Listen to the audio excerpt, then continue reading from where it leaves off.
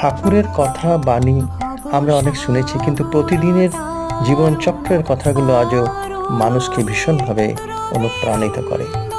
এরকম এক অজানা কথা, গিরিশচন্দ্র ঘোষ ছিলেন একজন অতীব মদ্যপ ব্যক্তি, কিন্তু ঠাকুরের একজন ভক্ত ছিলেন। ঠাকুরের কাছে এসে মদ্যপ অবস্থায় তিনি একদিন ঠাকুরকে প্রচণ্ড তিরস্কার করেছিলেন, কারণ গিরিশ ঘোষ বলেছিলেন ঠাকুরকে তার পুত্ররূপে জন্মগ্রহণ করতে হবে।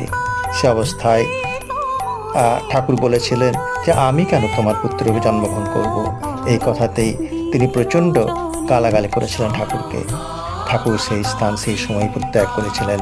পরে ঠাকুর আবার সরল মনে গিরিশ ঘোষের কাছে ফিরে আসেন। তখন গিরিশ ঘোষের সমস্ত রাগ জল হয়ে যায়, কাঁদতে লাগলেন ঠাকুরের সামনে, বললেন, ঠাকুর, তুমি যদি আজ না আসতে তবে তোমাকে আমি অবতার মনে করতাম না, সাধারণ মানুষই মনে করতাম, কিন্তু তুমি সত্যিই আজ অবতার।